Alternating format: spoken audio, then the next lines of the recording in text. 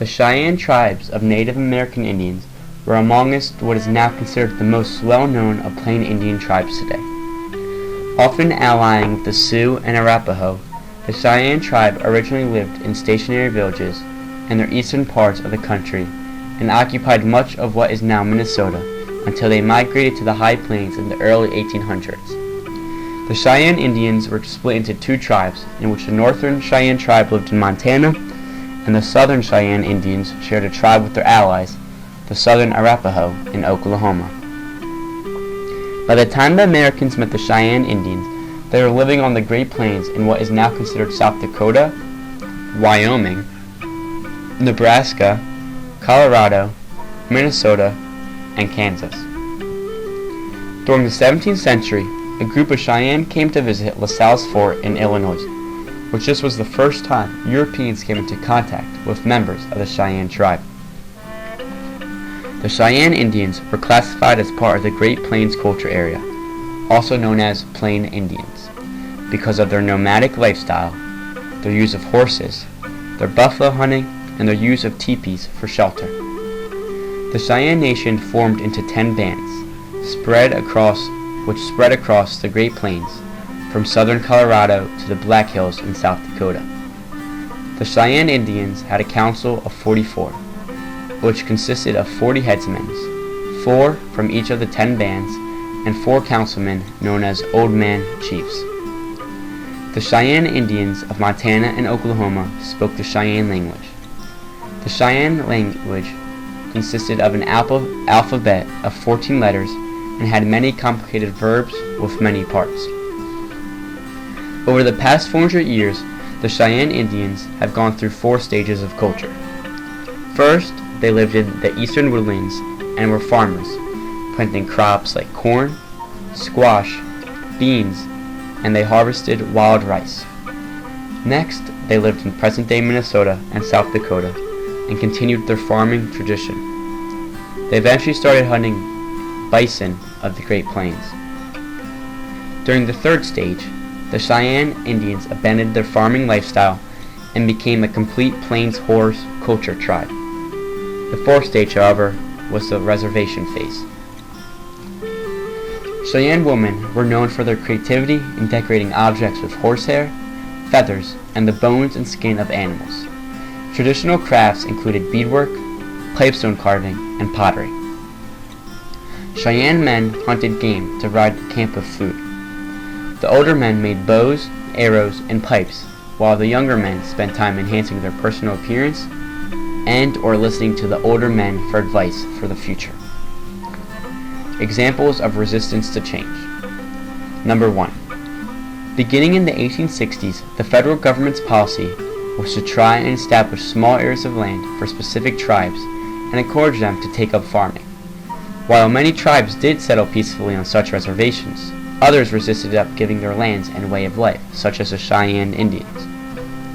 Number 2. The Cheyenne Indians also battled the U.S. Army for control of the West. The Cheyenne Indian tribe engaged in constant battle with non-Indians and attacked troop installments throughout the late 1860s and 70s. Number 3. Also, many Cheyenne dog soldiers, which were the military elite of the Cheyenne Nation, refused to sign treaties that limited their hunting grounds and restricted them to reservations south of the Arkansas River. The constant fighting between Americans and the Cheyenne Indians was all because the Americans promised Cheyenne land, but kept taking more and more land from them. The Americans let the native people starve to death by killing all of their food sources, like the buffalo, and used them just for their fur. As a result, the only way to prevent all of this from occurring was to stand up and to fight, in which the Cheyenne Indians did. Time and environment. The earliest known historical record of the Cheyenne Indians comes from the mid-17th century, when a group of Cheyenne visited the French fort near present-day Chicago, Illinois. The Cheyenne at this time lived between the Mississippi River and Millis Lake in present-day Minnesota. In the 1700s, the Cheyenne tribe moved northwest to the Cheyenne River in North Dakota and continued to grow corn, bean, and squash. In the 1750s, the Cheyenne Indians acquired horses, which just allowed them to travel farther distances and hunt buffalo. In the 1780s, the Cheyenne Indians moved to the game lands of the Black Hills. Here they allied with the Arapaho. This, however, marked the beginning of life on the Great Plains. In 1806, Lewis and Clark met with the Cheyenne leader in an attempt to get a grasp on the weak alliances they sought between the Plain tribes. In 1825, a friendship treaty was made. This treaty was a pledge of peace between the Cheyenne and the United States. In 1830, the Cheyenne tribe had split into two bands, the Northern and Southern Cheyenne tribe. In 1851, the first treaty at Fort Laramie was made. Cheyenne and Arapaho territory was fully established, covering lands in Wyoming, Nebraska, Colorado, and Kansas. During 1864, the Sand Creek Massacre occurred, which this massacre occurred because the Cheyenne Indians destroyed white settlers' property. 1865, Cheyenne Indians established a new reservation spanning the borders of Kansas and Oklahoma. During the year of 1890, the Cheyenne Indians had their last engagement with the U.S. Army. During 1936, the Northern Cheyenne approved a tribal constitution under the Indian Reorganization Act. During the year of 2000, President Clinton signed the Sand Creek National Historic Site Establishment Act, setting aside 12,000 acres in Colorado. Today, there are about 16,000 Cheyenne Indians living. Because the Cheyenne Indians weren't coastal people, when they traveled by river, they usually built their own rafts. Originally, the Cheyenne Indians would use dogs to pull their sleds to help them carry their belongings. However, once Europeans introduced horses to North America, the Cheyennes could travel quicker and further and began to migrate frequently to follow the buffalo herds. The majority of the Cheyenne women were in charge of their home.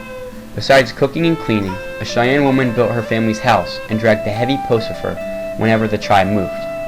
Men, on the other hand, were hunters and warriors, responsible for feeding and defending their families. However, only men became Cheyenne chiefs. There were a lot of traditional Cheyenne legends and fairy tales that many Cheyenne Indians told to their children. Storytelling was very important to the Cheyenne Indian culture, as well as their dancing ceremonies like the sun dance and the ghost dance. The sun dance was a religious ceremony of the Plain Indians and was held every summer.